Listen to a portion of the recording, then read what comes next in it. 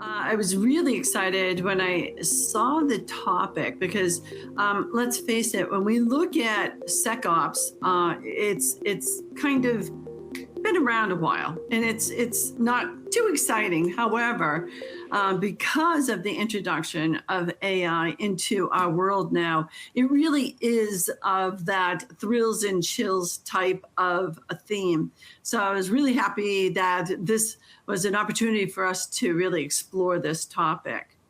And so when we look at how AI has changed the game, I think everyone would agree that it's really been significant.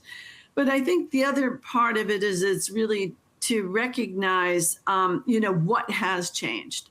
And so let's start with, AI-driven threat operations. So cyber warfare is increasingly AI augmented, just as it's integrated into our cybersecurity solution tool sets. The bad guys, if you will, they're doing the same.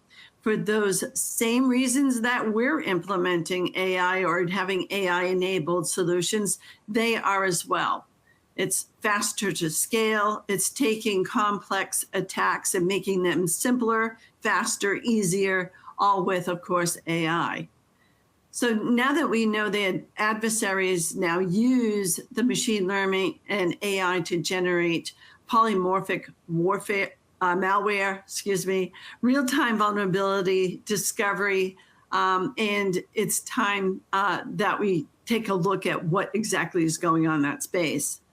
Additionally, because these threats are now AI enabled, defending them against the attacks that we're seeing requires new thinking. And of course, with that, you might as well just say it's a new playbook, if you will.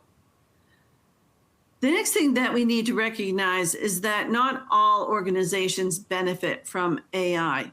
There's been a lot of hype across the board when it comes to AI. Everybody wants to get on the AI bandwagon, but it's really important that we stop and do it methodically, that we understand what it is we're going to use AI for and how we're going to use it, and then really look at, is it going to be beneficial to the organization? I think oftentimes we get swept into the hype, and therefore, it can be painful, especially when we're looking at it from the Security Operations Center perspective. So we want to be really cognizant of that, and I'll get into more detail of that in just a moment. But let's take a look now at the state of AI enabled cyber attacks and how it's really affected our world as we know it today. The first thing is that when we look at AI enabled attacks, that we're seeing attacks being leveraged by AI for phishing, for malware mutation, for deep fakes, and old school vulnerability scans. And let's explore each of those a little bit deeper separately. So when we look at the phishing or vishing with the V, AI-enabled phishing attacks use AI to create and craft a more accelerated and convincing campaigns, which are no longer just messages, right?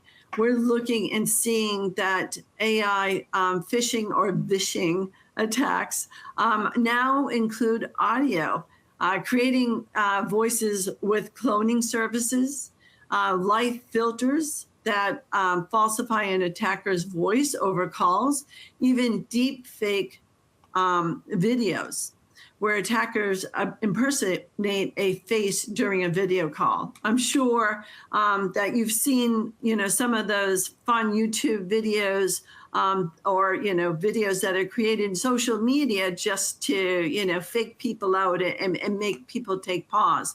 Again, AI is becoming extremely sophisticated in what it can do, but for very simple prompt engineering. So I think, we really are challenged now to, really educate our user communities and business communities as to how to spot an AI call or a, video. So When we look at these advancements that have accelerated the attacks in two ways.